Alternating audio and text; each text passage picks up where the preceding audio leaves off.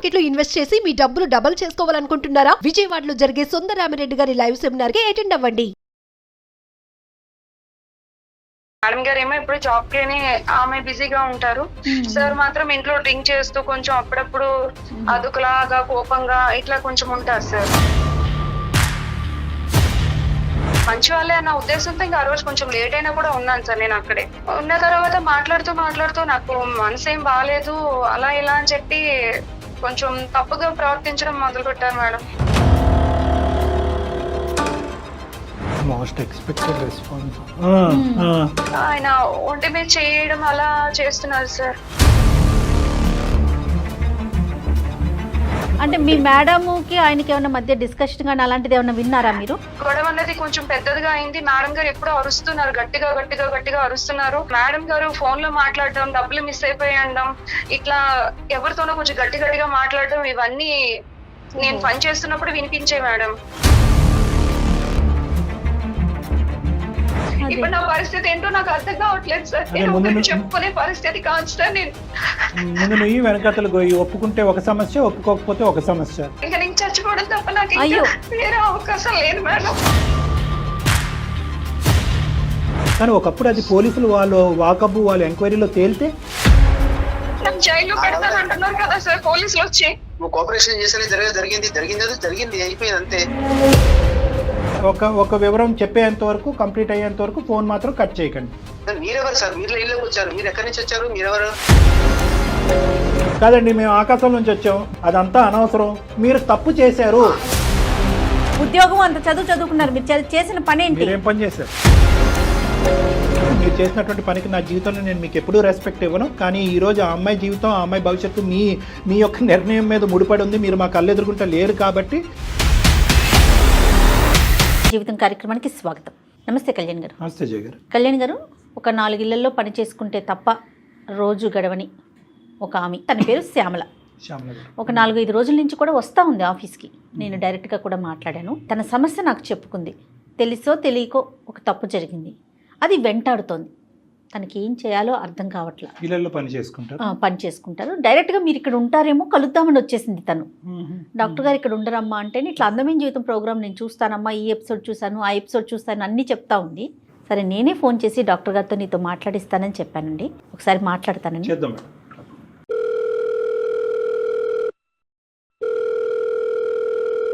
Hello hello, నమస్తే అండి, శ్యామల గారమ్మ మాట్లాడేది. అవును మేడం. నమస్తే అమ్మా, నేను జయాని అందమైన జీవితం ప్రోగ్రామ్ నుంచి కాల్ చేస్తున్నాను. నమస్తే మేడం. నమస్తే అమ్మా. మొన్న వచ్చి మీరు మాట్లాడారు కదా, సో నేను డాక్టర్ గారితో మాట్లాడిస్తానని చెప్పాను. ఈరోజు డాక్టర్ గారు ఉన్నారు మనతో పాటు స్టూడియోలో. మరి ఒకసారి మాట్లాడతారా మీరు? మాట్లాడతాను మేడం. ఓకే అమ్మా, సరే. నమస్తే అమ్మా శ్యామల. నమస్తే సార్. నా పేరు డాక్టర్ కళ్యాణ్ చక్రవర్తి. అమ్మా చెప్పండి అమ్మా, ఏంటి సమస్య అమ్మా? సార్ నేను శ్యామలాని సార్. నేను నారపల్లిలో ఉండేదాన్ని సార్. అమ్మా సార్, నేను నా భర్త నా పాప పని కోసం అని చెప్పి హైదరాబాద్ కి వచ్చాం సార్, బతుకు తెరువు కోసం అని. అయితే నేను 4 ఇళ్లలో పని చేసుకుంటూ బతుకుతాను మేడం. ఎంత వయసు అమ్మా? మీ పాప వయసు ఎంత? పాపకి 3 సంవత్సరాలు సార్. నీ వయసు ఎంతమ్మా? నాకు 28 సంవత్సరాలు సార్. చిన్నదాన్ని. ఓకే ఓకే, సరే. మీ ఆయన ఏం చేస్తూ ఉంటాడు? మా ఆయన ఆటో నడుపుతూ ఉంటాడు సార్. నువ్వు ఇళ్లలో పని చేస్తారా? అవునండి. చెప్పు తల్లి, ఏమైంది? ఇంట్లో ఇబ్బందుల కోసమని 4 ఇళ్లలో పని చేస్తూ ఉంటాను సార్. అన్ని ఇళ్లలోనే చేస్తావమ్మా, ఆఫీసులో అట్లా ఏమన్నా చేసుకుంటావా? ఇళ్లలోనే మేడం. ఓకే ఓకే, చెప్పమ్మా. ఏంటమ్మా సమస్య, ఏమైంది? ఒక అపార్ట్మెంట్ లో పనికి వెళ్తుంటే పక్కింట్లో కూడా ఉందమ్మా, అక్కడ కూడా పనికి కావాలంట అని చెప్తే నేను అక్కడికి వెళ్ళాను మేడం. అప్పటి నుంచి 1 సంవత్సరం నుంచి ఒక ఇంట్లోకి పనికి వెళ్తున్నాను మేడం. ఆ ఇంట్లో మాత్రం ఒకసారి ఒక మేడం ఉంటారు మేడం. ఒక 6 నెలలు అలా బానే ఉంది మేడం. ఎందుకంటే నేను పనికి వెళ్ళడం, సార్ ఏమో ఇంట్లోనే ఉంటారు, అమ్మగారేమో మేడం గారేమో సాఫ్ట్వేర్, ఆమె అప్పుడప్పుడు నైట్ షిఫ్ట్స్ కు కూడా వెళ్తూ ఉంటారు మేడం. అతను ఎందుకు ఇంట్లో ఉంటాడమ్మా? అతను పని ఏమీ చేయరండి, ఇంట్లోనే ఉంటారు సార్. ఆయనకి వండి పెట్టడానికి అని చెప్పి మేడం పని చేయడానికి, ఆయన వంట చేయడానికి అని చెప్పి నన్ను పనిలో పెట్టారండి. సో ఇంటి పని వంట పని 2 మీరే చూసుకునేవారు? 2 నేనే చేసేదాన్ని సార్. అమ్మగారుని సారు ఇద్దరు కూడా నిన్ను మంచిగానే చూసుకునేవారు? బాగా చూసుకునేవారు సార్. ఏదైనా కావాలన్నా సార్ కూడా, ఏమన్నా ఇంట్లో పరిస్థితి బాగాలేదు అని ఏమన్నా చెప్తే సార్ కూడా ఇట్లా డబ్బులు ఇవ్వడం, పాపకి ఏమైనా పట్టుకెళ్ళాము అని చెప్పడం, ఇట్లా అంతా బానే ఉండేది సార్. అమ్మగారు కూడా చాలా బాగా చూసుకునేవారు సార్. వాళ్ళకి పిల్లలు ఉన్నారా? లేరు మేడం. అతనికి వయసు ఎంత ఉంటదమ్మా? అతనికి ఒక 40 అట్లా ఉంటుంది అనుకుంటా. 40 years, కానీ పిల్లలు లేరు. లేదు సార్. సరే చెప్తాలే. అమ్మగారు పని చేస్తూ, మేడం గారు ఏమో ఇప్పుడు జాబ్ కి ఆమె బిజీగా ఉంటారు. సార్ మాత్రం ఇంట్లో డ్రింక్ చేస్తూ కొంచెం అప్పుడప్పుడు అదుకులాగా కోపంగా ఇట్లా కొంచెం ఉంటారు సార్. సో ఒకటి అతనికి ఉద్యోగం లేదు, రెండోది అతను డ్రింక్ చేస్తారు, మూడోది అతని వయసు 40 సంవత్సరాలు, వాళ్ళకి పిల్లలు లేరు. అవును సార్. కొద్దిగా ఇంట్రెస్టింగ్. ఓకే చెప్పమ్మా. ఆయన ఒక్కొక్కసారి కోపంగా ఉంటారు. అలా ఉన్న నేను మాత్రం నా పని చేసుకుంటూ పొద్దున్న రావడం, పని చేయడం, మళ్ళీ సార్కి పట్టేయడం, వంట చేయడం, ఆయనకి పెట్టేసి వెళ్ళిపోవడం, ఇలా వెళ్తూ ఉండేది మేడం. అయితే సడన్ గా ఏమైందో తెలియదు. ఒక రోజు సార్ కొంచెం డిస్టర్బ్ గా ఉన్నాను అంటే కూర్చోమంటే కూర్చున్నాను మేడం. అప్పుడు మేడం లేరా? అప్పుడు మేడం లేరు. ఓకే. మేడం నైట్ షిఫ్ట్ కి వెళ్ళారు మేడం. ఎప్పుడు ఉండేవాళ్లే కదా, బాగా మాట్లాడతారని చెప్పి ఇంకా ఆ రోజు నేను కూడా టైం అవుతున్నా కూడా ఉన్నాను మేడం అక్కడే. సార్ ఇట్లా మాట్లాడాలి అని ఏదో అంటే, సార్ అలాగే సార్ అని చెప్పి నేను ఇంకా అక్కడ కూర్చొని సార్ ఏదో చెప్తుంటే మాట్లాడుతూ యూజువల్ గా శ్యామల గారు ఏ టైం కి మీ పని అయిపోయేది, ఏ టైం కి మీరు రిటర్న్ అవ్వాలి? అంటే సార్ నేను సార్ కి వంట చేసి 6 గంటలకు వచ్చి ఆయనకి వంట చేసి భోజనం పెట్టేసి నేను 8 గంటలకు అలా వెళ్ళిపోవాలి సార్. 8 PM అమ్మ, ఈవినింగ్ 8 o'clock. అవును సార్. సో బాగా చీకటి పడిన తర్వాత వెళ్తాం. మీ అమ్మగారు ఎన్నింటికి వచ్చేవారు ఆవిడ? అమ్మగారు ఒక్కొక్కసారి 8 గంటలకు వచ్చేవారు, ఒక్కొక్కసారి 9 గంటలకి, అట్లా ఆవిడ టైంకి వచ్చేవారు సార్. రావట్లేదు అని చెప్తే ముందుగా చెప్తే ఆ రోజు కొంచెం ఎక్కువ టైం ఉంది సార్ కి భోజనం పెట్టేసి అప్పుడు నేను వెళ్ళేదాన్ని సార్. Got it. సో ఆ రోజు అయితే మాత్రం నాకు మనసులో బాగాలేదు, దగ్గర కూర్చోమంటే కనుక టైం అయిపోయినా కూడా మీరు అక్కడ కూర్చున్నారు, మాట్లాడారు. అవును సార్. ఎక్కడ, హాల్లోనా వేరే చోట ఎక్కడనా? అక్కడే సార్, హాల్లోనే మాట్లాడుతూ ఉంటే కూర్చున్నాను సార్. భోజనం అయిపోయింది సార్, తిన్నారు, మాట్లాడాలి కూర్చోమ్మా అంటే కూర్చున్నాను సార్ నేను. సార్ ఎప్పుడు మాట్లాడేదే కదా సార్, ఆయన మంచి వాళ్ళనే అనుకున్నాను సార్. మంచిగా మాట్లాడుతూ ఉంటారు, ఎప్పుడు పిల్లల కోసం అని ఆలోచించి నా పాపకు అది ఇది ఇవ్వడం వల్ల నేను కూడా ఆయన మంచి వాళ్ళే అన్న ఉద్దేశంతో ఇంకా ఆ రోజు కొంచెం లేట్ అయినా కూడా ఉన్నాను సార్. నేను అక్కడే ఉన్న తర్వాత మాట్లాడుతూ నాకు మనసు ఏం బాగాలేదు అలా ఇలా అని చెప్పి కొంచెం తప్పుగా ప్రవర్తించడం మొదలు పెట్టారు మేడం. Most expected response. అంటే తప్పుడుగా ప్రవర్తించడం అంటే ఏంటి? అప్పుడు తాగి ఉన్నారా, మాత్రం డ్రింక్ చేసి ఉన్నారా? చేశారు సార్. అంటే ఇంకా ఏం జరిగిందమ్మా, అడగచ్చా మిమ్మల్ని? అడగచ్చు సార్. అంటే ఆయన ఒంటి మీద చేయడం అలా చేస్తున్నారు సార్. మరి మీకేమనిపించిందమ్మా, తప్పు అనిపించి మరి మీరు చెప్పాను సార్ రెసిస్ట్ చేయలేదా, నేను ఆపటం? సరే అదేం సార్ అలా చేస్తున్నారు, తప్పు సార్ ఇది అని చెప్పి అంటుంటే, లేదు కొంచెం అర్థం చేసుకో, నేను కొంచెం బాధలో ఉన్నాను అలా ఇలా అంటుంటే నేను ఎంతగానో ప్రయత్నించాను సార్. ఎంత ప్రయత్నించినా కూడా ఆయన వినిపించుకోలేదు సార్ ఆ రోజు. సో ఏదైతే జరగకూడదో జరిగిందా అమ్మా? జరిగిపోయింది సార్.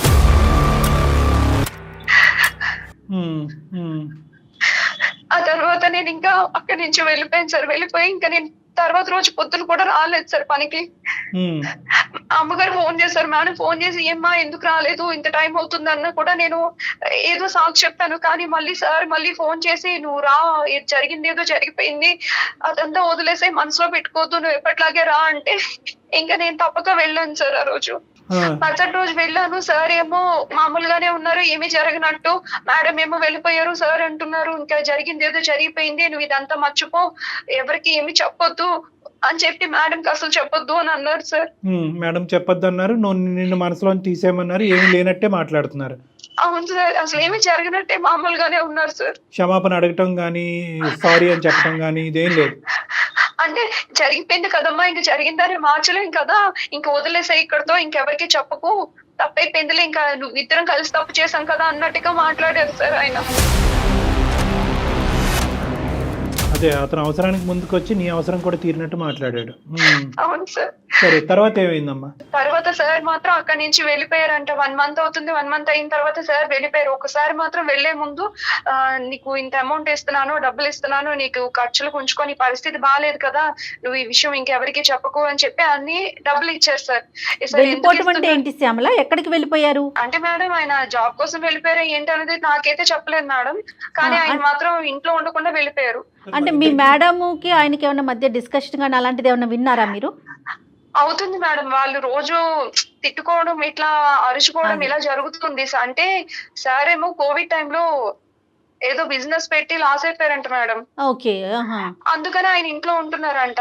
దానికోసం వాళ్ళు ఎప్పుడూ మాట్లాడుకుంటూనే ఉంటారు, కానీ కొన్ని రోజుల నుంచి ఆయనకి ఆమెకి మధ్య గొడవ అనేది కొంచెం పెద్దదిగా అయింది. మేడం గారు ఎప్పుడో అరుస్తున్నారు, గట్టిగా అరుస్తున్నారు. ఓకే. నువ్వేం పని చేయట్లేదు, డబ్బులు ఇట్లా చేస్తున్నావు, అలా చేస్తున్నావు, ఇంట్లోనే ఉంటున్నావు అని మేడం అంటూ ఉన్నారు. ఇట్లా గొడవలు అవుతున్నాయి మేడం. కదమ్మా, ఇప్పుడు ఇతను వెళ్ళిపోతున్నట్టుగా నీకు తెలియదా? చెప్పి అంటే నాకు అమౌంట్ ఇచ్చే డబ్బులు ఇచ్చేసిన తర్వాత వాళ్ళు ఎంత అమౌంట్ వెళ్ళిపోయారు. ఇచ్చారమ్మా? 2 లక్షలు ఇచ్చారు సార్. అబ్బా, ఎట్లా ఇచ్చారమ్మా? అకౌంట్లో వేశారా, మీకు చేతికి ఇచ్చారా? చేతికి ఇచ్చారు మేడం. ఎందుకని అడిగావమ్మా? అడిగాను సార్, ఎందుకు సార్ ఇంత డబ్బులు ఇస్తున్నారు అంటే, లేదు నువ్వు ఇబ్బందుల్లో ఉన్నావు కదా అని చెప్పి అన్నారు సార్. నువ్వేమీ ఆశపడలే డబ్బుల గురించి? లేదు సార్, అతనే ఇచ్చారు. అంటే అసలు అతనే ఆవిడకి ఇచ్చారు. తెలియదు కదా డాక్టర్ గారు?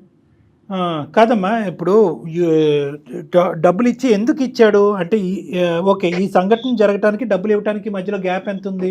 జరగడానికి మధ్య ఒక 1 మంత్ ఉంటుంది సార్. 1 మంత్ తర్వాత ఎందుకు ఇతను వెంటనే ఇవ్వలేకపోయాడు? ఇప్పుడు యూజువల్గా ఏంటంటే ఇది కప్పిపుచ్చేసేయి, ఇది బయట ప్రపంచానికి తెలియకూడదు, లేదంటే నేను చేసిన తప్పుకి నేను డబ్బు ద్వారా తీరుస్తున్నాను నువ్వు అనుకోవద్దు అని చెప్పి కొద్ది గొప్ప పెడతారు. మరి 2 లక్షలు పెట్టాడు, కానీ నెల రోజుల వరకు గ్యాప్ ఎందుకు వచ్చింది? ఇంకా నాకేం తెలియదు సార్, అప్పటికేం తెలియదు. అప్పుడు డబ్బులు మాత్రమే ఇచ్చేసారు సార్. 2 లక్షలు ఇచ్చి నువ్వు ఎవరికి చెప్పకు, మేడం గారికి కూడా చెప్పొద్దు అని చెప్పారు సార్. సో అంతా మర్చిపో అనేది. సో అని చెప్పారు ఈ సార్. 1 మంత్ లో మళ్ళీ అతను నీ దగ్గర రావటం కానీ నీతో ఇంకో తప్పుడుగా ప్రవర్తించడం కానీ లేదు చేయలేదు. సో లేదు సార్. అప్పుడే సార్ ఒక్కసారే జరిగింది. నువ్వు పని అయితే కంటిన్యూ అవుతున్నావు, అతను ఎందుకో తెలియదు నీకు చేతుల్లో డబ్బులు పెట్టి అక్కడి నుంచి మాయమయ్యాడు. అవును సార్. మేడం అయితే మామూలుగానే ఉందండి? బానే ఉన్నారు మేడం. నేను ఆయన వెళ్ళిపోయినా కూడా నేను పని కోసం నాకు ఇంకా పని మానేస్తే డబ్బులు రావు కదా మేడం.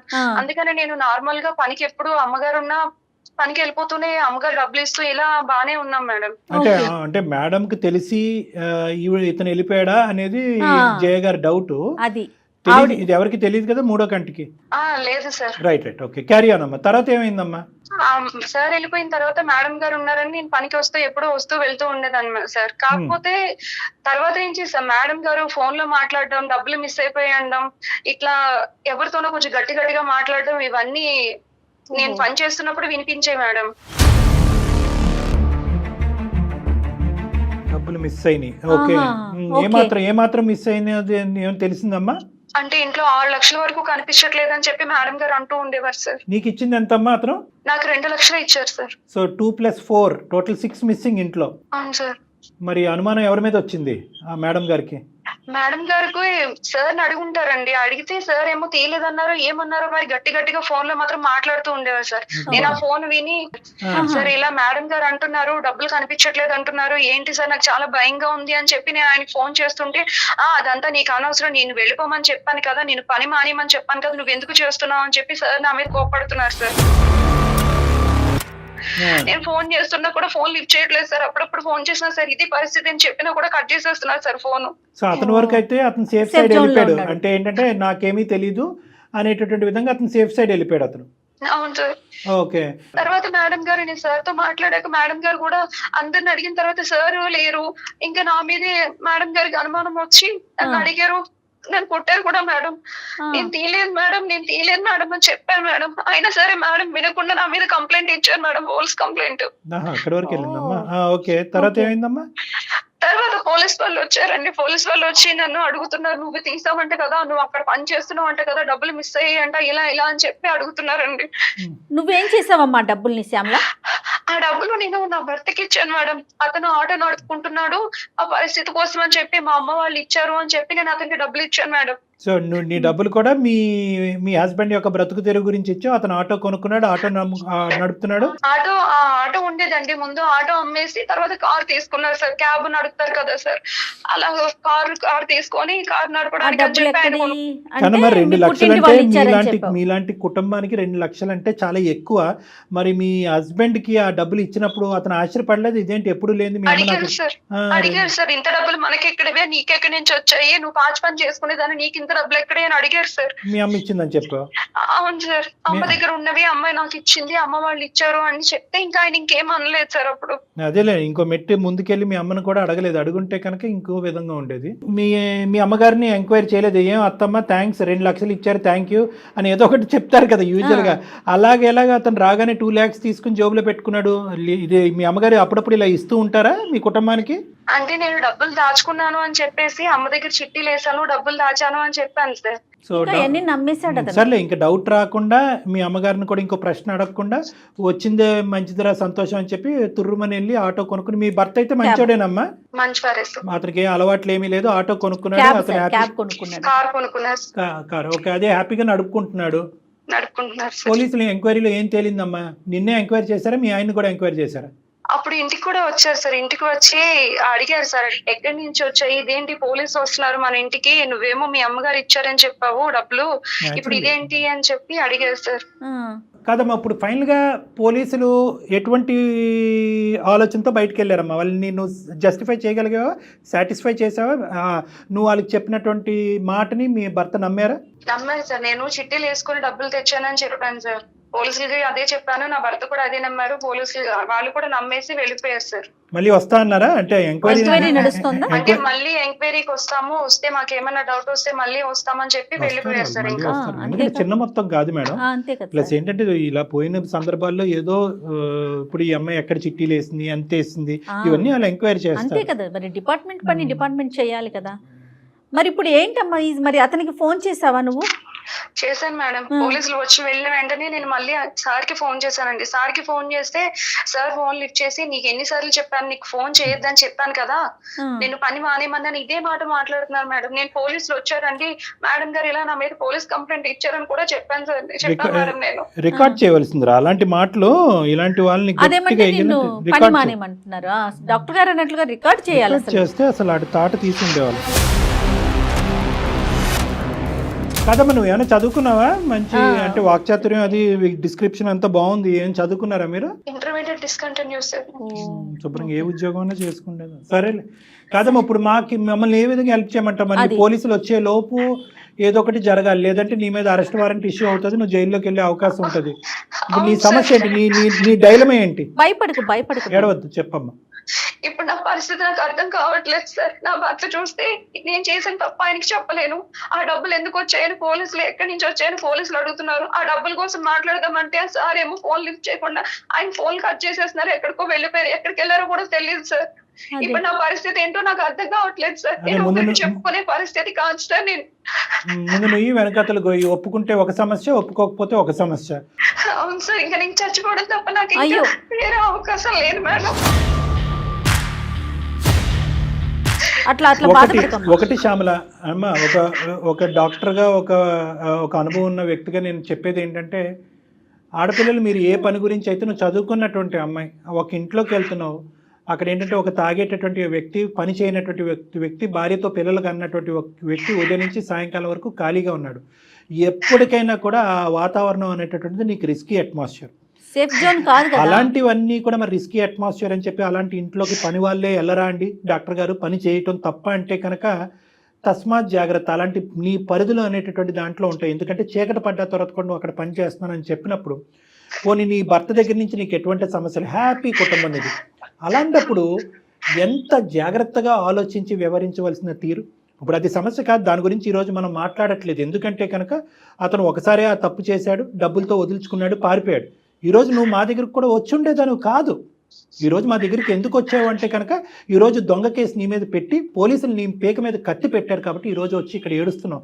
ఏమండి డాక్టర్ గారు, నేను ఒక వ్యక్తితో నా భర్తను మోసం చేసి నా ఓనర్ అనేటటువంటి ఒక వ్యక్తి ఒక విధంగా వ్యవహరించడం జరిగింది అనేటటువంటి అంశంతో ఈరోజు అందమైన జీవితంకి వచ్చారా మీరు? లేదు. ఎందుకంటే కనుక ఈరోజు ఒక భయంకరమైనటువంటి శిక్షను అనుభవిస్తున్నారు మీరు.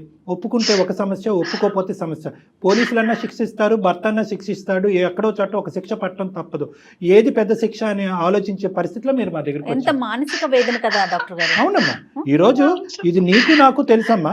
ఈ అసలైనటువంటి సీక్రెట్ మేము పోయి మీ భర్తకు ఫోన్ చేసి, నీకు తెలీదా అయ్యా, మీ ఆవిడ ఇంతటితో కాదు అంత కూడా చేసింది, డబ్బులు ఒకటే తీసుకుని నీకు ఇవ్వటం కాదు, అదేమి నీకు వచ్చినటువంటి ఫ్రీ గిఫ్ట్ కాదు, మీ ఆవిడ ఇది కూడా తప్పు చేసింది అని మేము చెప్పం.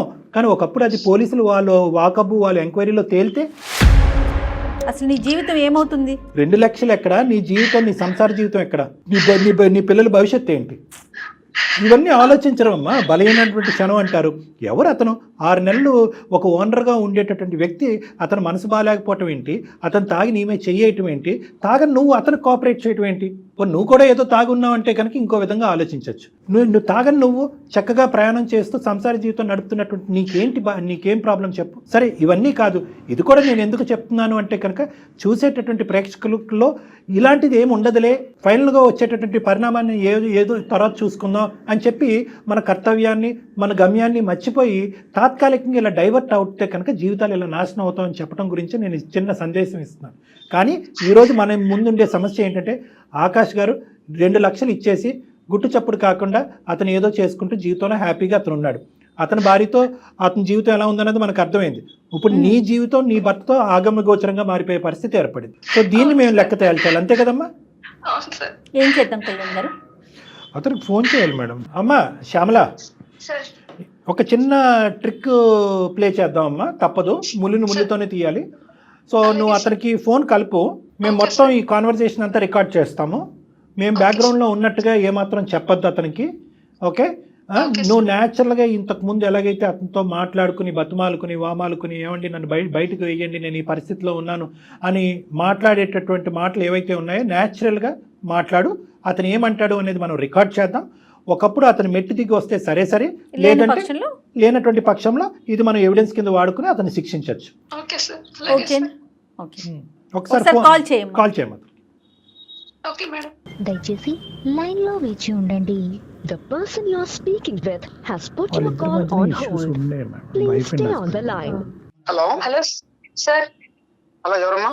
సార్ నేను సార్ శ్యామలాన్ సార్. చెప్పమ్మా శ్యామల. ఏంటి సార్, నాకు అసలు పోలీసులు మా ఇంటికి వచ్చారు సార్. ఏమైందమ్మా?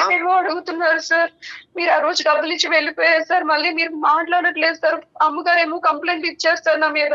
దేని గురించి? ఎవరు దేనికి కంప్లైంట్ ఇచ్చారు? మీరు నాకు డబ్బులు ఇచ్చారు కదా సార్, ఆ డబ్బులు ఎక్కడికి, ఏంటి ఇంట్లో దొంగతనం జరిగిందని మేడం నా మీద కంప్లైంట్ ఇచ్చారు సార్. పోలీసులు వచ్చారు సార్ మా ఇంటికి. డబ్బులంటే ఏదో నీ అవసరాల కోసమని నేను ఇచ్చాను, కానీ దానికి ఏం సంబంధం?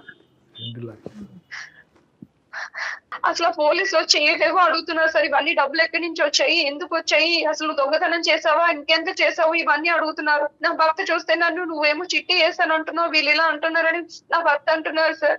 నాకు సంబంధం లేదమ్మా, ఏదో డబ్బులు నీ అవసరం కోసం ఇచ్చాను, నాకెందుకు ఫోన్ చేస్తున్నావు? ఫోన్ చేయదంటే ఎలా సార్? నా పరిస్థితి అర్థం చేసుకోండి సార్. నన్ను జైల్లో పెడతాను అంటున్నారు సార్. నా పరిస్థితి చూడండి సార్, నా చిన్న పాప ఉంది, నా భర్త, నా జీవితం నాశనం అయిపోయేలా ఉంది సార్. అవునమ్మా, గమని నాకేం చెప్తున్నావు? నా మీద దొంగతనం మోపలేదు సార్, నేను అసలు డబ్బులు తీయలేదు కదా సార్, మీరు ఇచ్చారు సార్. మీరు చెప్పండి సార్, మీరు ఇచ్చారని చెప్పండి సార్. నన్ను జైల్లో పెడతాను అంటున్నారు సార్. నాకు ఆ విషయాలని చెప్పొద్దమ్మా, నేను చాలా బిజీలో ఉన్నాను ఇక్కడ వర్క్ లో. ఏంటమ్మా నన్ను సతాయిస్తావు?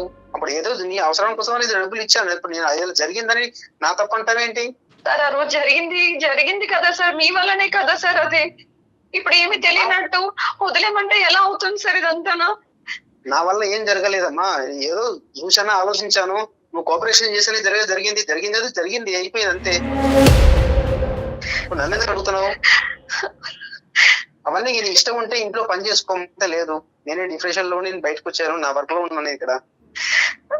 సార్ అలా వదిలేస్తే ఎలా అవుతుంది సార్? నేను ఆ రోజే పని మానేసామని చెప్పాను కదా మా శ్యామల. తప్పు జరిగిందంటే నీ కోఆపరేషన్ అయితే తప్పు జరిగిందా? వాళ్ళు నాకు ఊకే ఫోన్ చేసి నన్ను సతాయిస్తావు ఎందుకు? ఆకాష్ గారు, మేము లైన్ లో ఉన్నాం. నా పేరు డాక్టర్ కళ్యాణ్ చక్రవర్తి అండి. మేము సుమన్ టీవీ అందమైన జీవితంలో నుంచి మాట్లాడుతున్నాం. మేము బ్యాక్గ్రౌండ్ లో ఉన్నామండి. ఆకాష్ గారు, నాతో పాటు జయ గారు కూడా ఉన్నారు. మా కార్యక్రమం గురించి మీకు తెలిసే ఉంటుంది. దయచేసి ఒక చిన్న విన్నపం, అర్ధాంతరంగా ఫోన్ మాత్రం కట్ చేయకండి. మీరెవరు సార్? మీరు లైన్లోకి వచ్చారు, మీరు ఎక్కడి నుంచి వచ్చారు? మీరెవరు?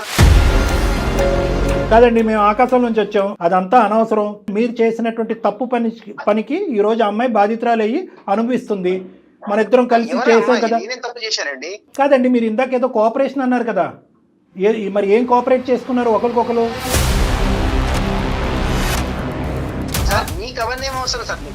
నాకు ఎందుకు అవసరం లేదనేది నేను తర్వాత చెప్తాను. ఈ రోజు ఆ అమ్మాయి జీవితం సందిగ్ధ పరిస్థితిలో ఉంది. ముందు నువ్వు వెనకట్లు గొయ్యి ఉంది. ఆ అమ్మాయి తెలియక ఒక తప్పు చేసింది. మీరు కూడా తప్పు చేశారు, కాదనట్లేదు. మీరు దానికి పరిష్కార మార్గంగా ఒక 2 లక్షలు ఆ అమ్మాయికి ఇచ్చారు, అది కూడా ఓకే. కానీ తర్వాత జరిగేటటువంటి పరిణామాలకు కూడా మీరే బాధ్యత వహించవలసినటువంటి అవసరం ఉంది. ఈరోజు ఆ అమ్మాయి చిన్నపిల్ల. వినండి. ఆ అమ్మాయి మీకంటే చిన్న వయసులో ఉండేటటువంటి ఆడపిల్ల. మీరు తాగినటువంటి మైకంలోనో లేదంటే ఒక పెద్దరికం అనేటటువంటి పొగరుతోనో ఆ అమ్మాయిని వశపరుచుకున్నారు. ఆ బలైనటువంటి క్షణంలో ఇద్దరు ఒకటయ్యారు. మీరు 2 లక్షలు ఇచ్చి వెళ్ళిపోయారు. ఆ అమ్మాయి మీ దగ్గర నుంచి తీసుకున్నట్టుగా ఒప్పుకోమంటారా? మీ భార్య ఎదురుగుంటా వద్దా? అదొక్కటి చెప్పండి మాకు. వాళ్ళు పని మనుషులండి. వాళ్ళ పని మనుషులు 100 రకాలు ఎన్నో చెప్తారండి. నేను ఒక ప్రొఫెషనల్, ఒక మంచి పేరు హోదాలో ఉన్నటువంటి వ్యక్తిని, ఏమండి మంచి స్టేటస్ లో ఉంది సమాజంలో. మీరు దయచేసి సాఫ్ట్వేర్ హార్డ్వేర్ అని చెప్పి మీ పరువు తీయకండి, అర్థమైందా? ఎందుకంటే కనుక మీరు చేసినటువంటిది ఒక చాలా తప్పుడు పని. మీ భార్యని అక్కడ గొంతు కోసారు, ఇంకో ఆడపిల్లి యొక్క శీలాన్ని డబ్బులతో కొనేటటువంటి ప్రయత్నం చేశారు, చెప్పా పెట్టకుండా ఇక్కడి నుంచి పారిపోయారు. పైపెచ్చి ఏంటంటే ఈ రోజు పోలీసు ఎవరు ఉద్యోగం వాళ్ళకి రెస్పెక్ట్ అండి, ఎవరు పని వాళ్ళండి. మనం చేసే పనిని బట్టి మనకి రెస్పెక్ట్ కాదండి, మన వ్యక్తిత్వాన్ని బట్టి ఉంటుంది. మీరు వేరే ఆఫీస్ లో పని చేయట్లే కదా. అసలు ఏం మాట్లాడుతున్నారండి? ఏమండి మీరు మర్యాద ఇచ్చి మర్యాద మాట్లాడండి. మేము మీకు మర్యాద ఇస్తున్నాం కాబట్టి మీరు కూడా మర్యాద ఇచ్చి మాట్లాడండి. మీరు మానవత్వానికి మర్యాద ఇవ్వండి. మీరు చేసినటువంటి తప్పుని కప్పిపుచ్చేటటువంటి ప్రయత్నం మాట్లాడతాను సార్. నేను మర్యాదగానే మాట్లాడుతున్నాను. మీరెవరు నాకు అనవసరంగా ఫోన్ చేసి మీరు ఎట్లా నాకు చాలా అవసరం ఉంది, ఒక బాధ్యత ఉంది. ఇది ఒక సామాజిక పరమైనటువంటి వేదిక. ఈ వేదిక మీద కొన్ని వేలాది మంది, లక్షలాది మందికి మేము సహాయం చేశాము. అదే ప్రక్రియను ఈరోజు కొనసాగుతున్నాం. ఆ అమ్మాయి వెళ్ళినట్టు మేము నిలబెడతాం. మీకు శిక్షించేటటువంటి మార్గంలో మిమ్మల్ని శిక్షించేదానికి ఎంత దూరమైనా మేము ప్రయాణం చేయడానికి మేము రెడీగానే ఉన్నాం. దయచేసి మీరు మర్యాద ఇచ్చి మాట్లాడితే మేము మర్యాదగా మాట్లాడతాం. మీరెవరు అనేటటువంటి హక్కు మీకు లేదు. మీరు తప్పు చేశారు, తప్పును కప్పిపుచ్చుకోవటానికి 2 లక్షలతో అమ్మాయిని కొనేటటువంటి ప్రయత్నం చేశారు. ఈ రోజు ఆ అమ్మాయి మెడ చుట్టూరుని ఉరితాడు బిగుసుకుంది. ఈ రోజు సమాజంలో ముందుకొచ్చి ఒప్పుకుంటే దొంగతనం అవుతుంది, ఒప్పుకోకపోతే ఒక సమస్య అవుతుంది. అందుగురించి నేను మిమ్మల్ని ఒక ప్రశ్న అడిగాను. డబ్బులు ఇచ్చింది మీ ఆయనే, నన్ను ఇలా వాడుకున్నందుకు డబ్బులు ఇచ్చాడు అని చెప్పి ఈ రోజు కాన్ఫరెన్స్ కాల్ మీ భార్యకి కలిపి మాట్లాడదామా? అవన్నీ మీకేం అవసరం సార్? మళ్ళీ పదే ఆ మాట ఏంటండి? మీరు మీడియా తరపున మాట్లాడుతున్నాం మేము. ఒక డాక్టర్ గారు, ఆయన ఒక ప్రొఫెషనల్ లో ఉన్నారు. ఏం మాట్లాడుతున్నారు మీరు? ఉద్యోగాన్ని బట్టి మన వ్యక్తిత్వాలు ఉండవండి. ఉద్యోగం బట్టి కాదు. మీరు మరి ఉద్యోగం అంత చదువుకున్నారు, మీరు చేసిన పని ఏంటి? మీరేం పని చేశారు? దయచేసి వినండి, మీకు ఒకే ఒక మాట చెప్తున్నాను. మీరు ఆ అమ్మాయితో తప్పు చేశారా లేదా? తప్పు చేయడం అనేది కామన్ అండి. కామన్ కాదు, కామనా అన్కామనా? ఏమండి, కామనా అన్కామనా అనేది నా ప్రశ్న కాదు. తప్పు చేశారా లేదా అనేది నా ప్రశ్న. కామనా అన్కామనా, మా ఊర్లో ఇంతే, మా ఇంట వంట ఇంతే, ఇవన్నీ మాకు అనవసరం. మీరు ఆ అమ్మాయితో తాగినటువంటి మైకంలో ఉండండి, తాగినటువంటి మైకంలో ఉండండి, తప్పు చేశారా లేదా? ఆ తప్పును కప్పిపుచ్చుకోవటానికి 2 లక్షలు ఆ అమ్మాయికి ఇచ్చి వెళ్ళారా లేదా? మీరు 6 లక్షలు దొంగతనం చేశారు. ఇంకో మాట కూడా చెప్తాను. ఏం ఆపద ఉందని చెప్పిందండి? ఏం ఆపదని చెప్పండి. శ్యామల, నువ్వేం చెప్పావమ్మా? ఆపదలో ఉన్నానని చెప్పావా ఆయనకి? అసలు జరిగింది చెప్పు ఒకసారి. నువ్వు ఏమో అతను అలా మాట్లాడుతున్నాడు. నువ్వే అంట డబ్బుల గురించి ఆపదలో ఉన్నావు కాబట్టి అతని సుఖం గురించి అతనికి సుఖాన్ని ఇచ్చి డబ్బులు తీసుకుని వెళ్ళినట్టుగా మాట్లాడుతున్నాడు. అతను నీ కోపరా? మరి ఏం అవసరం అండి? ఏం అవసరం ఉందని చెప్పింది ఆ అమ్మాయి? ఏం అవసరం ఉందని చెప్పిందండి? ఎందుకు మీరు పడుకోకముందు 2 లక్షలు ఇవ్వచ్చు కదా? ఆ అమ్మాయికి అవసరం ఉంటే పడుకున్న తర్వాత ఎందుకు ఇచ్చారు 2 లక్షలు? మీరు బ్లైండ్ గా మీరు మాట్లాడేదే కరెక్ట్ అనుకోమాకండి. ఇక్కడ అన్ని రికార్డ్స్ అవుతున్నాయి. మీరు నోటుకు వచ్చినట్టు మీరు ఏది అనుకుంటే అది మాట్లాడేయద్దు దయచేసి. 2 లక్షలు ఆ అమ్మాయి అవసరానికి ఇచ్చాను అని అంటున్నారు ఆకాష్ గారు. ఆ అమ్మాయి అవసరానికి ఇంకో మాట అడుగుతుంది. దయచేసి ఆ అమ్మాయికి జీవన భిక్ష పోయండి, ఆ అమ్మాయి సంసార భిక్ష పోయండి. ఈరోజు భర్త ఒక అనుమానంతో చూస్తున్నాడు, పోలీసులు ఒక అనుమానంతో చూస్తున్నాడు, మీ ఇంటి ఆవిడ ఆ అమ్మాయిని ఒక అనుమానంతో చూస్తుంది. ఆ అమ్మాయిని ఈరోజు ఇలా బతకనివ్వరు. ఆ అమ్మాయి నుయ్యా గొయ్య అనుకుంటూ మా దగ్గరకు వచ్చి కూర్చుంది. డబ్బులతో సహాయపడటం అనేటటువంటిది గొప్ప కాదండి.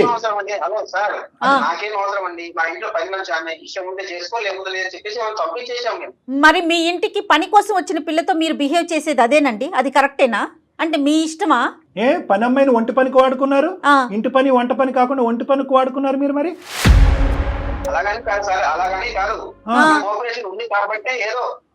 నోటికి వచ్చినట్టు మాట్లాడమాకండి దయచేసి.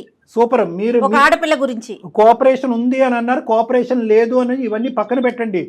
మీరు ఈ రోజు మీ ఇంట్లోంచి 6 లక్షల రూపాయలు తీసుకెళ్లారు, అవునా కాదా? మొత్తం ఈ అమ్మాయి మీద మొత్తం 6 లక్షలు దొంగతనం చేసిన, 2 లక్షలు కాదు 6 లక్షలు దొంగతనం చేసినట్టుగా ఈ అమ్మాయి మీద ఇప్పుడు ఉండేటటువంటి అభియోగం.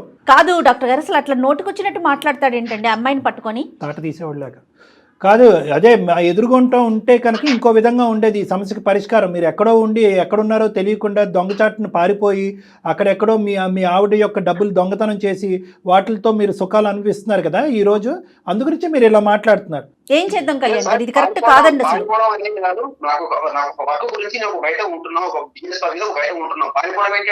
సరే సరే ఓకే ఓకే, మీరు ఉద్యోగాలు చేసుకుంటున్నారు, చాలా గౌరవప్రదం, అంతవరకు ఓకే.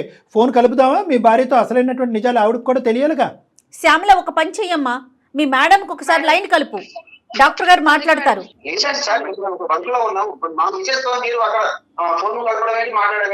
సరే ఓకే, ఫోన్ కలపం, ఎలా పరిష్కరిద్దాం చెప్పండి. ప్రాబ్లం మొదలు పెట్టింది మీరు, ఇక్కడ వరకు తీసుకొచ్చింది మీరు, చివరి దశకు వచ్చిన తర్వాత ఈ సమస్యకి పరిష్కారం చెప్పాల్సినటువంటి బాధ్యత కూడా మీరు తీసుకోగలిగితే కనుక మీ భార్య గారికి మేము ఫోన్ చేయం. చెప్పండి దీనికి సొల్యూషన్ చెప్పండి. లాగము ఎందుకంటే ఆవిడ లాగితే కనుక ఇంకా వేరే జీవితాలు కూడా ముడిపడి ఉన్నాయి కాబట్టి లాగము. మీరు ఎలా సమస్యకు పరిష్కారం చెప్తారో అదొకటి చెప్పండి అంతే. మాకు శ్యామలకి న్యాయం జరగాల్సిందేనండి, అట్లా ఊరుకునేదే లేదు, ఆ పిల్లకి న్యాయం జరగాలి. ఆకాష్, సమస్య మొదలుపెట్టింది మీరు, ఓకే. ఆ అమ్మాయిని కూడా ఇంతకు ముందు ఈ ఫోన్ కలప ముందు కూడా ఆ అమ్మాయికి కూడా బుద్ధి చెప్పేటటువంటి ప్రయత్నం చేశాం. నువ్వు ఇంటి పని వంట పనికి వెళ్ళిన దానివి నువ్వు ఆ పని చేయవలసినటువంటి అవసరం ఏంటి? గౌరవ మర్యాద అనేటటువంటిది ఓనర్ గారికి ఇవ్వచ్చు, కానీ అంత మర్యాద ఇవ్వాల్సినటువంటి అవసరం లేదు. నువ్వు ఒకప్పుడు నిజంగా ఈ 2 లక్షలు అనేటటువంటి అంశం మీద మీ ఇంటి ఓనర్ ఆమె పోలీస్ కంప్లైంట్ పెట్టకుండా ఉంటే కనుక ఈరోజు నేను బాధితురాలని నువ్వు మా దగ్గరకు వచ్చి ఉండేదానివి కాదు. నువ్వు ఇప్పుడు చిక్కుముళ్ళలో ఉంటాం, పోలీసులు నీ మీద కేసు పెడతామని థ్రెట్ చేయటం, నీ భవిష్యత్తు ఆగమగోచరంలోకి వెళ్ళే పరిస్థితి ఉండటంతో నువ్వు మాకు ఫోన్ చేసావని చెప్పి ఆ అమ్మాయికి గట్టిగానే చెప్పాం. అలాగే మీకు కూడా చెప్తున్నాం, బెంగళూరులోనూ ఇంకో చోట ఎక్కడైతే ఉన్నారో దానికి సంబంధించిన అంశం కూడా మాకు అనవసరం. మీరు ఇంట్లో ఎందుకు డబ్బులు దొంగతనం చేశారు, లేదా ఇంట్లో మర్యాదపూర్వకంగానే తీసుకెళ్లారా, ఆ డబ్బుల మీద చెప్పి తీసుకెళ్ళినటువంటి డబ్బుల మీద మీ భార్య ఎందుకు కేసు పెట్టింది, మీ భార్యాభర్తల సమస్య ఏంటి అనేది మాకు అనవసరం. అక్కడ మీరు బిజినెస్ చేస్తున్నారు, ఏం చేస్తున్నారు మాకు అనవసరం.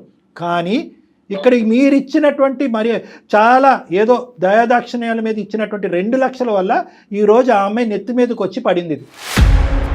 దానికి మీరు ఏం పరిష్కారం చెప్పాలి అని అనుకుంటున్నారని చెప్పండి. ఈ 2+4 మొత్తానికి సమాధానం కావాలి కదా అలా భార్యకి. సో ఆకాష్ ఏం చేయాలనుకుంటున్నారు? సరే సార్, ఏదో భయం మిస్టేక్ వల్ల మాకు అలా జరిగిపోయింది, ఏదో ఒక టెన్షన్ లో ఉండే ఒక పొరపాటు అనేది జరిగిపోయింది సార్. సరే ఇప్పుడు రెస్పెక్టబుల్ గా మాట్లాడుకుందాం. మీరు చేసినటువంటి పనికి నా జీవితంలో నేను మీకు ఎప్పుడూ రెస్పెక్ట్ ఇవ్వను, కానీ ఈ రోజు ఆ అమ్మాయి జీవితం, ఆ అమ్మాయి భవిష్యత్తు మీ యొక్క నిర్ణయం మీద ముడిపడి ఉంది. మీరు మా కళ్ళు ఎదురుగుంటా లేరు కాబట్టి నేను మీతో మర్యాద ఇచ్చే మాట్లాడుతున్నాను. 1-2 నిమిషాలు జాగ్రత్తగా వినండి. మొత్తం ఓనర్స్ అంతా కూడా, మొత్తం బరువు బాధ్యత అంతా కూడా మీ నెత్తిమే తీసుకోవాలి. అంటే ఏంటంటే 6 లక్షలు నేనే తీసుకెళ్ళాను, బిజినెస్ పెట్టుకోవటానికి తీసుకెళ్ళాను అనేటటువంటి విధంగా మీ భార్యతో మీరు చెప్పుకోవాలి. నెంబర్ 1. మరి ఇంతకుముందు తీసుకెళ్ళావా అంటే లేదు అని ఎందుకు చెప్పానంటే భయపడో లేదంటే ఇంకో ఆలోచనతోనో నేను ఆ విధంగా చెప్పవలసింది అనేటటువంటి ఆ కథ ఏ విధంగా మీ భార్యతో మీరు అల్లుకుంటారు అనేటటువంటిది మీ ఇష్టం. ఈ అమ్మాయి పేరు మాత్రం రాకూడదు. సార్ ఇప్పుడు మీరు 6 లక్షల రూపాయలు ఎక్కడ నుంచి తీసుకురాను సార్? నేను అసలు బాగా టెన్షన్ లో ఉన్నాను. నీ టెన్షన్ కంటే ఆ అమ్మాయి టెన్షన్ 100 రెట్లు ఎక్కువ. జీవితం చాలా ఇంపార్టెంట్. ఎన్నో విధాలుగా ఆవిడకి ఇంతకు ముందు సంజాయిషీలు చెప్పుకుంటావు కదా, ఇది ఒకటి అనుకుని చెప్పు. కూల్ గా కూర్చొని ఆలోచిస్తే 100 పరిష్కార మార్గాలు. కళ్యాణ్ గారు, సమస్య అతని వల్ల మొదలైంది, పరిష్కారం అతనే చూడాలి. కానీ ఖచ్చితంగా మీరు చూడాల్సింది. ఆలోచించుకోండి, మీ భార్యకి ఎలా చెప్తే తను ఒప్పుకుంటుందో ఆలోచించండి. ఇప్పుడు మీ ఇద్దరి మధ్యన 1,00,000 గొడవలు ఉన్నాయ్యా భార్య భర్తల మధ్యన. మీరు ఎన్నో సందర్భాల్లో నా కథలు చెప్పుంటారు. ఇప్పుడు కూడా 6 లక్షలు పట్టుకెళ్ళలేదని చెప్పేది ఒక కట్టుకదే కదా. ఇప్పుడు అదే 6 లక్షలు మళ్ళీ నీ జేబులోనే ఉన్నాయి, లేదంటే 4 రోజుల తర్వాత వస్తాయని చెప్పి ఇంకో కథ చెప్పు మీ భార్యకి. అది మీ ఇష్టం. సరే సార్, మీద కూడా ఏం రాకూడదు. బై మిస్టేక్ ఏదో మాకు అట్లా పొరపాటు జరిగిపోయింది. ఓకే, నా కాపాడండి, నా లైఫ్ ని కాపాడండి, ఇక్కడ ఆమెకు ఒక మంచి లైఫ్, ఆమెకు కాపాడండి. నేను ఒప్పుకుంటున్నాను. మా ఫ్యామిలీ మ్యాటర్ మాకు వదిలేసేయండి. అమ్మాయికి నేను న్యాయం చేస్తాను. అమ్మాయ్యా, థ్యాంక్ యూ తమ్ముడు, థ్యాంక్ యూ. ఇప్పుడు చాలా నచ్చావు నువ్వు నాకు, చాలా నచ్చావు. ఇప్పుడు ఒకప్పుడు ఇదే మాట మీద నిలబడకపోతే కనుక మొత్తం నువ్వు ఇప్పుడు మాట్లాడింది అంతా కూడా ఆడియో రికార్డింగ్ మా దగ్గర ఉంది. మేము నెక్స్ట్ స్టెప్కి వెళ్ళటానికి కూడా మేము సంకోచించాం. ఈ శ్యామల వాళ్ళ భర్తకి చెప్పే విధంగా మేము చెప్పుకోగలం, మీ భార్యకి చెప్పే విధంగా మేము చెప్పుకోగలం, ఆ అమ్మాయి సంసార జీవితం పాడవకుండా కూడా ఆ అమ్మాయిని కాపాడగలం. కాబట్టి మొత్తం నీ జుట్టు మా చేతిలోనే ఉంది. కాబట్టి దయచేసి ఇప్పుడు నువ్వు చెప్పినటువంటి మాట మీద నువ్వు నిలబడి ముందుకు చెప్పండి. నా విషయంలో ఎవరికి చెప్పకండి, నాకు అర్థమైపోయింది. చెప్పలే మళ్ళీ ఆ భయం ఉంది కాబట్టి సంతోషం. నీకు ఆ భయం లేకపోతే కనుక మేమేం చేసి ఉండేవాళ్ళం మాకు అర్థం కాదు. కానీ అమ్మ మళ్ళీ నీకు చెప్తున్నాను, నువ్వు చేసినటువంటిది ఏమి పుణ్య కార్యక్రమం, గొప్ప కార్యక్రమం అస్సలు కాదు, ఏమాత్రం చాలా కాదమ్మా. భయంకరమైనటువంటి కార్యక్రమం.